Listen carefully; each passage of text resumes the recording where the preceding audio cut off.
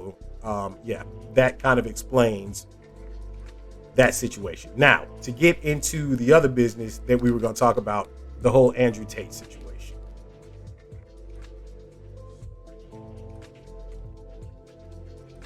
All right. So as everybody knows, Andrew Tate and his brother Tristan are currently in jail. Not in prison, but in jail in Romania. I kind of broke down the reason why, a couple of streams ago, and the video is up on YouTube. And I didn't go too deep into it because the information, there was no real information out there, no real evidence, no nothing to really go into and make any kind of real assessment. But these two women that you see on the screen, when I said that there were 4 people that were arrested at that point in time, it was Tate and his brother Tristan, Andrew and his brother Tristan, and then these 2 women here, Luana Radu and Georgiana Nahel. This is Radu right here, and this is Nahel. Radu is an ex-police officer in Bucharest. They are an integral kind of part to this story, and you'll find out why in a minute. But let me go ahead and play this video. When I talk about evidence that they have, this is something that will more than likely be used against them. All right. This video that I'm going to show you right now is something that will more than likely be used against them because it's his own words, his very own words on certain things. So let's just hop into that real fast.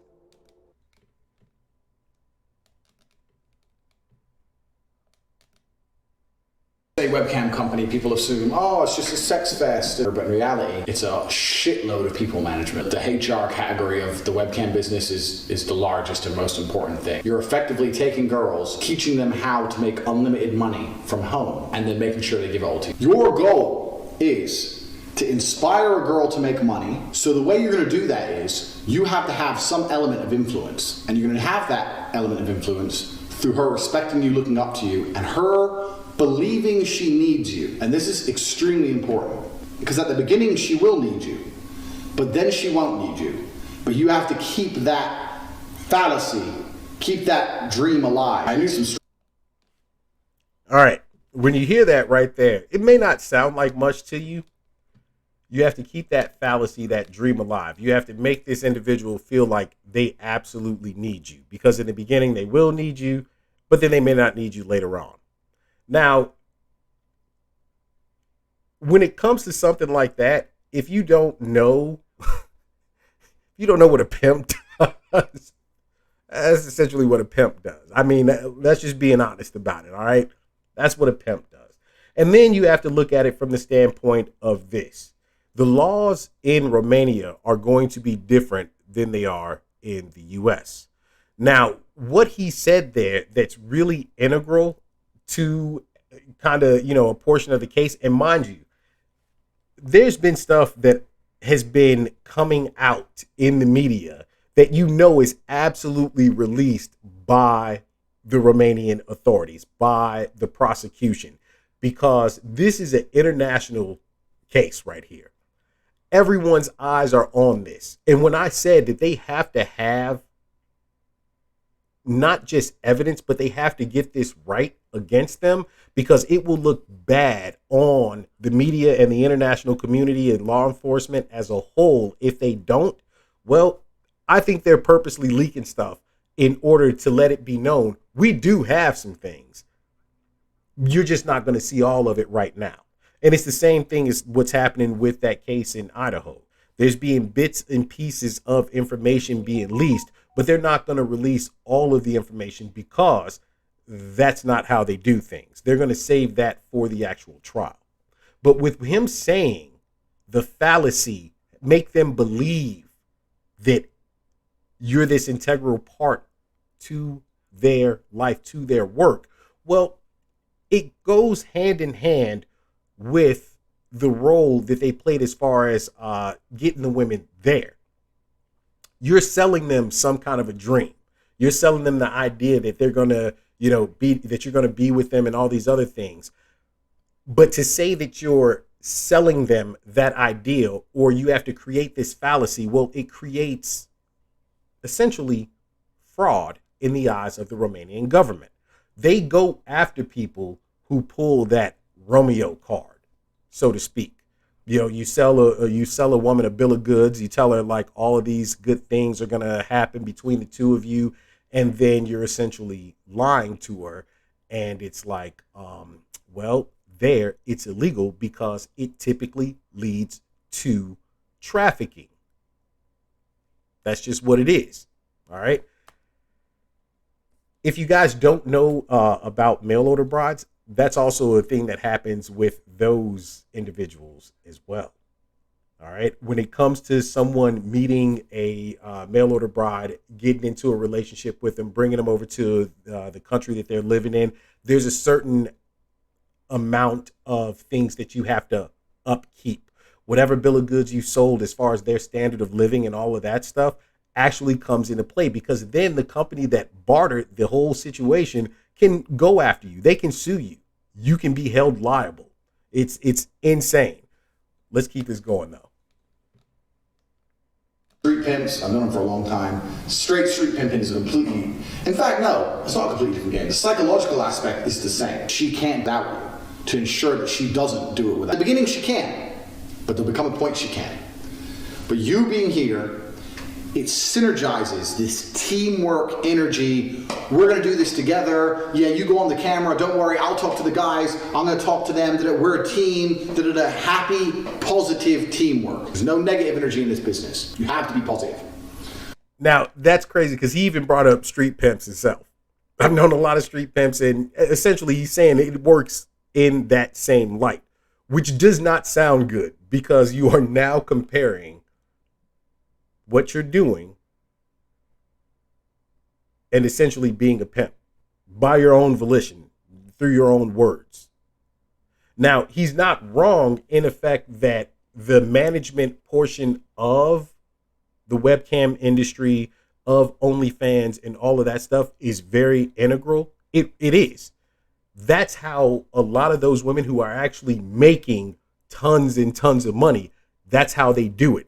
They usually have someone behind them, typically their boyfriend or some company that's actually putting them out there, marketing for them, doing. I made a statement in one of the videos I created. I said, ain't no way in hell I ever have like some girl I'm fucking with, like legit doing something like that, and I'm the man behind the mirror typing and talking to other dudes in a sexual nature. That's what he was doing. He was playing that role in that webcam business. The thing about it though is that from what it sounded like, it wasn't even a legitimate business. And there's something that he says later on that kind of is going to get him into possibly more trouble. Even if the trafficking allegations are dropped, I mean, there's an argument to be made that this is a character or whatever, as far as the thing that he's saying, and he's just selling what the program that he's, preaching in right now. There's an argument to be made for that. But something else that he does could essentially get him locked up even still. All right. So by you typing for the girl, you maximize your money. Typing for also, she believes she needs you, which is extremely important. Another reason to use Chatterbait is because they will pay you in Bitcoin. And this is amazing because you've all seen the thought audit shit that's going on. You've all seen the fucking legalities of banking. Trying to get money out of these sites into your bank without paying a shitload of tax is actually very difficult. So in the last 6 months, Chatterbait have released the Bitcoin option. So they'll pay you in Bitcoin. Tax is also another important element for controlling your woman. You're not going to pay anybody tax because you're getting paid in Bitcoin. So you don't need to pay tax to anybody. That is illegal.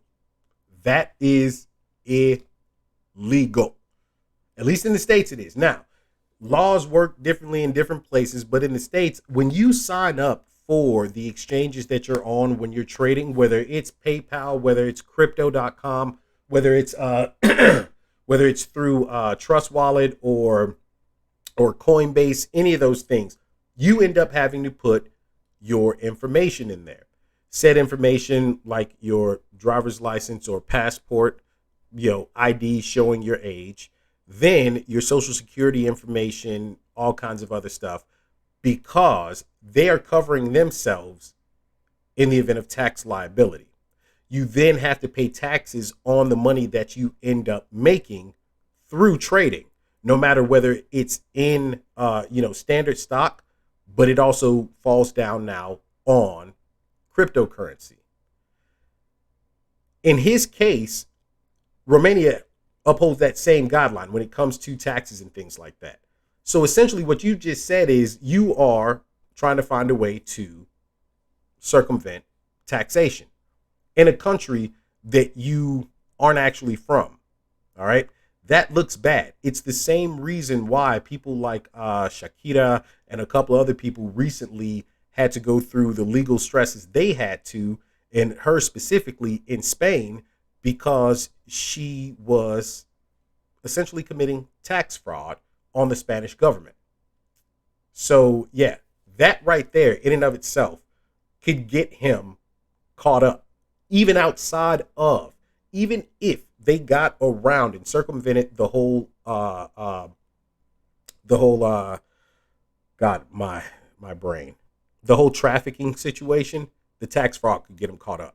And hence, that's also one of the reasons why his assets, or like the vehicles and things, they said something about most of the vehicles being taken.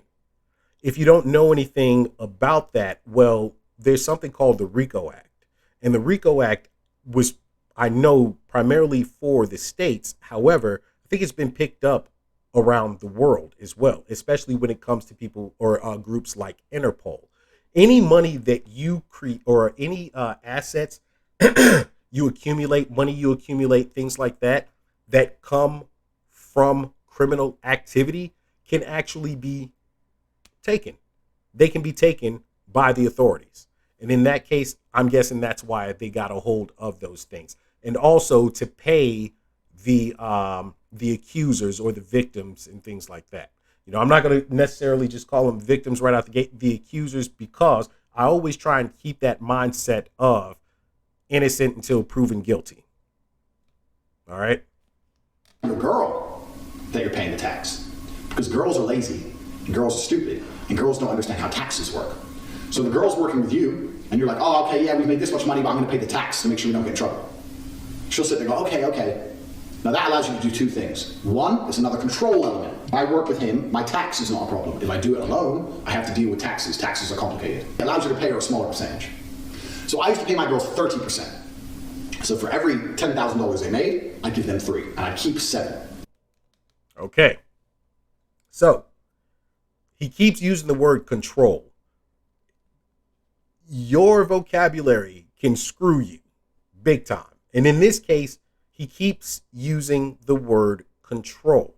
And what you're saying is that you are controlling these individuals to make them stay working with you. All right. Then you've already spoken about the tax situation, which you're essentially committing tax fraud.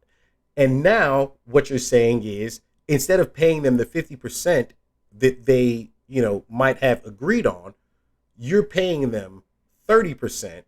And the way that you're doing it is by blaming it on taxes that you're technically not paying. So you are skirting them on $2,000 every time, because if you're making 10 and you're supposed to be splitting it 50-50, that's 5 racks you, 5 racks them, but then you're taking the extra $2,000. Now, here's the thing. If the contract, but that's the problem, is that I don't even believe there are any contracts. But if you did, even in a verbal agreement, it should have been an actual contract that should have been set up. Yes, I'm doing 60% or 70%, and you're getting 30 or 40%. I think a 60-40 split might have been better. All right. And the reason why is because at that point, you are providing the home, you're providing the food, all the bills are being paid. The studio is all paid by you. The equipment was all paid by you. All of the marketing is done by you. The actual management while online is done by you. Their meals are free. XYZ on down the list. A lot of stuff can be made as far as, an argument for that. Also, if you guys don't know, a lot of these companies or a lot of these cam models are working for companies. They are working in huge office buildings or, hangars, whatever the case may be, to be set up as an actual office for this. In fact, in doing research on all of this, when you sign up for those sites and things, they ask, are you an individual? And if you are an individual, if you're working with another individual, they have to have an account on the same site, and you have to link to one another so that when there's any recording, if you're working together live, then what's going to happen is they have to be linked to you, you have to be linked to them, so that there's no question of you stealing the content that they're putting out there. Also, it asks, are you a studio? If you're a studio, it works out differently, because then essentially, let's say that as a studio, you have a multitude of slots. All right. As an individual, you're one. That's it. As a studio, you could have 10 or 100 different slots.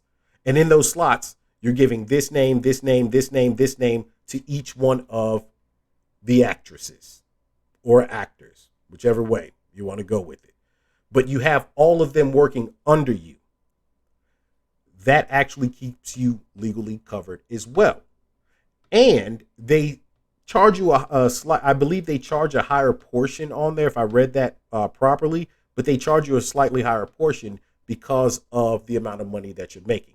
I mean, these are things that go hand in hand with business. So on some of this stuff, he would not have even been caught up in this manner had it been actually set up as a legitimate business. But in order to circumvent taxes and everything else, this is the route he chose. Now, the problem with doing that, the problem with, having somewhat, or not even some shady business practices, is that it can come and bite you in the ass. Because if it had been a thing to where back in April, when that young lady who actually, she was not being truthful with her boyfriend, but this is what started the whole investigation and got the people in there to going through all of this stuff to find this information.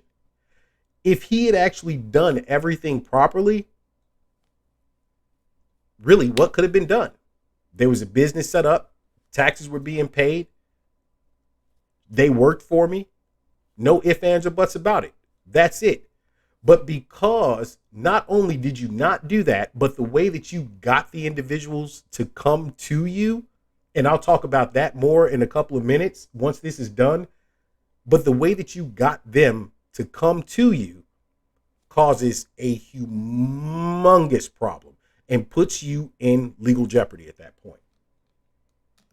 They thought they were on 50%. And I said that the disparity is because of taxes. So you're on 50%, we get to pay the tax first, and then it's 50-50. So really you're paying 30, you tell them you're paying 50, the difference is in the tax.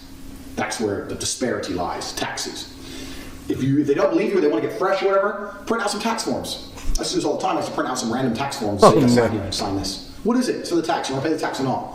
Ooh, okay, and they just sign away. They don't know what they're fucking signing. Let's throw them away afterwards. But they think something's happening. Something real's happening. Nothing's happening except me getting rich. Something real's happening. Nothing's real happening except me getting rich. You cannot do a business relationship with a female, and I'll tell you why. Women have sex with somebody.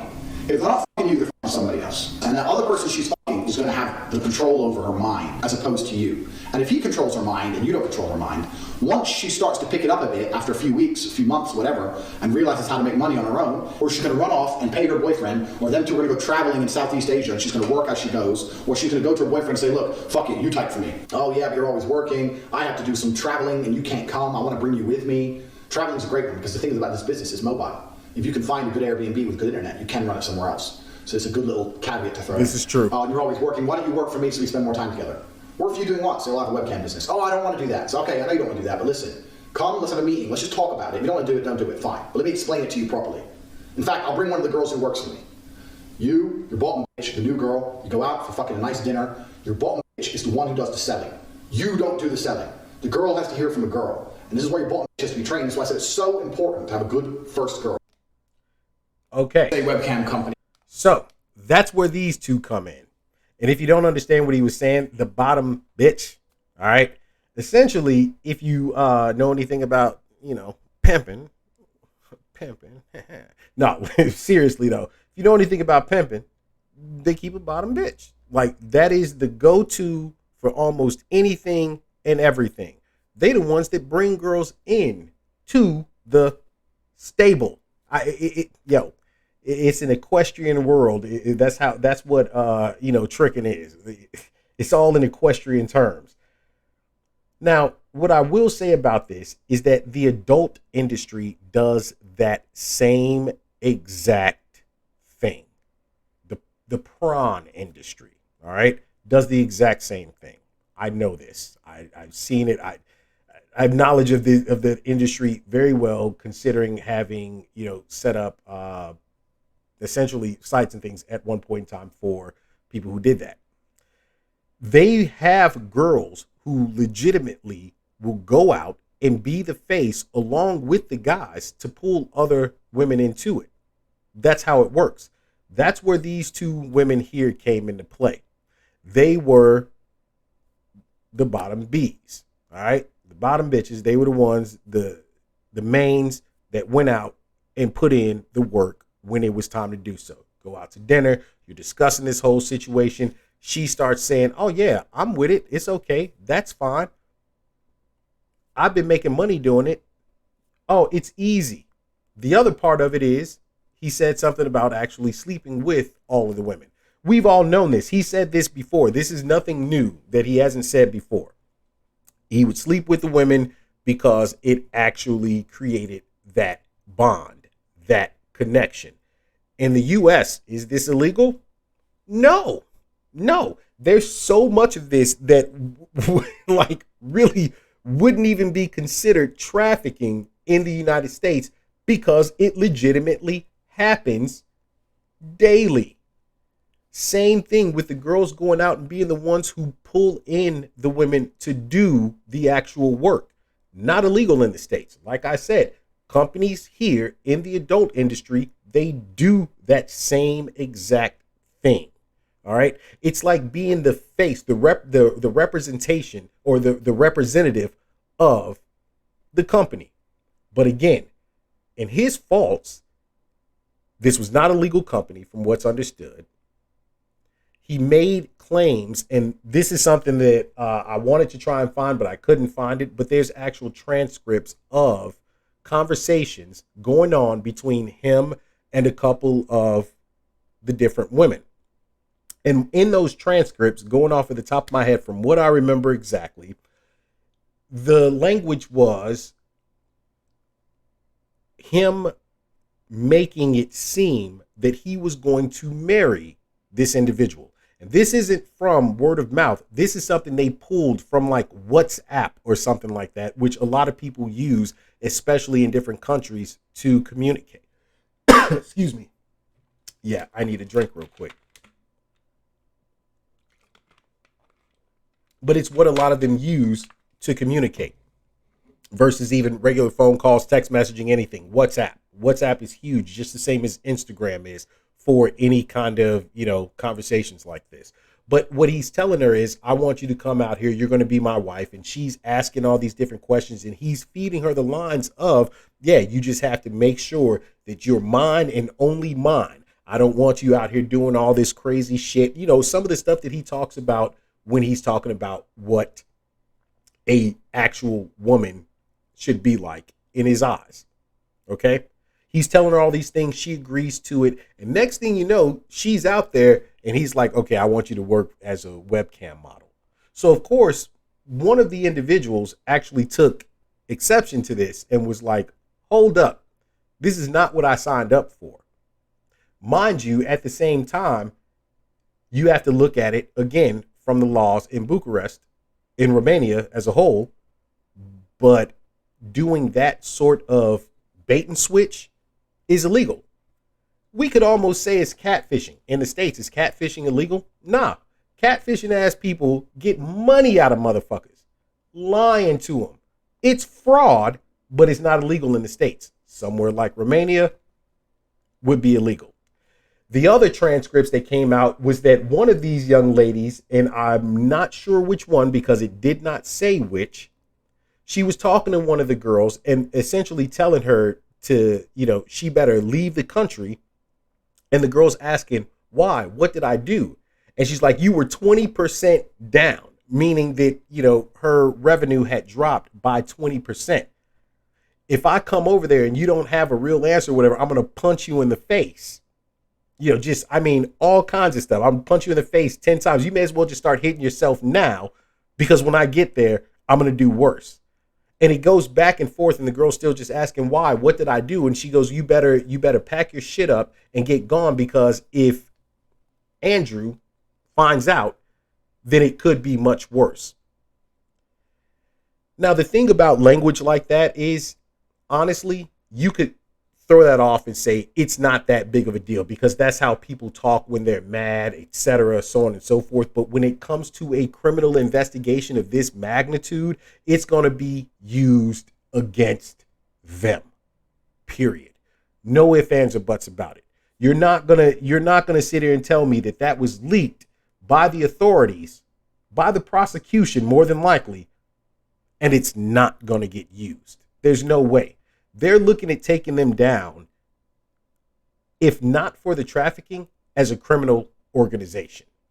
That's what's happening currently in this situation with Andrew Tate and his brother. And the story about someone getting out yesterday or the day before, it was actually Radu, the ex police officer. She was taken out of jail to go and lay her grandfather to rest. He had passed away.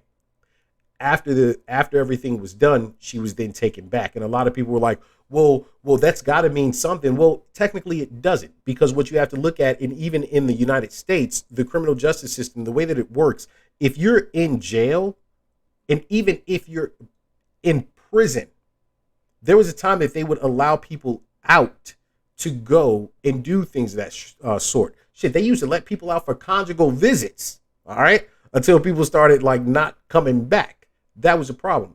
Even today, they still do that in some places.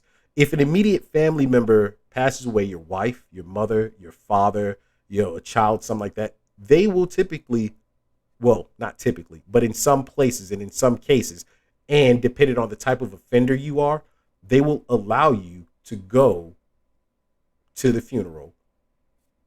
Guards will be there, everything else, and then they'll take you back.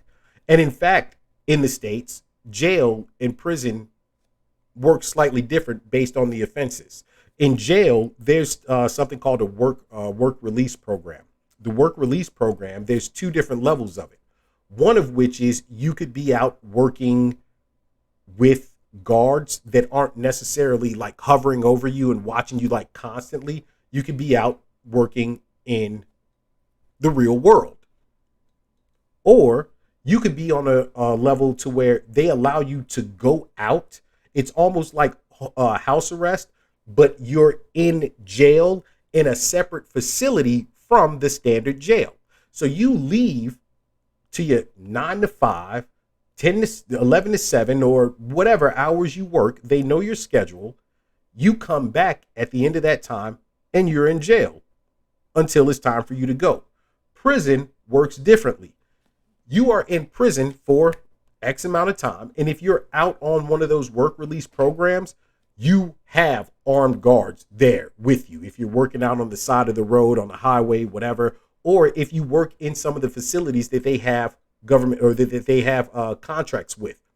Companies set up government contracts with prisons to have essentially cheap labor, and the prison and the state gets paid the excess of what they're not paying the actual inmates. So, that's nothing, not a big deal, because they're not in prison right now. They are currently being held in jail for the 30-day detainment. That's what that's all about. Now, you guys can feel free to let me know what you think as far as this situation, whether that video or anything, says anything to you, whether it should, whether it should or could be used as evidence against them, why you feel that way or not. Feel free to let me know. My thing is, when it comes to something along the lines of this, I mean, there can be all kinds of arguments made. Businesses do have shady practices the world over. But in this case, he didn't even legitimize the business, which is a huge, huge problem. All right. The trafficking portion of it, there's nothing showing that he committed any physical offenses to these women, kept them in chains or locked away, anything like that. But when it comes to the standard of law in Romania, using the means of seduction to bring someone in under false pretenses is fraud. And they look at that when it comes to them working in the adult entertainment industry as trafficking. That is the legality of it. That's the breakdown of it. Does this take away from his message? Does this take away from some of the ideas that he put out there to young men that were actually good ideas? Should it? No. Will it? Yes. And the reason why is because people are going to look at it and say, he's a criminal, and oh my God, as a criminal, he shouldn't be trusted. Everything he said, and this is something that is already happening with the media, and they are throwing out the term sexist and misogynist Andrew Tate being looked into for all of these things. It's essentially taking any good idea, any good message he had about men building themselves up in character and everything else in order to be productive individuals in society, find the right woman, vet women the way that women vet men, all of those things. That is all thrown out of the window in a great deal of people's eyes because of this case. And if he's found guilty, even more so. He doesn't even necessarily have to be found guilty of the trafficking aspect of it. If he's found guilty for, the fraud and tax evasion aspect of it, they will still go at it from that purview.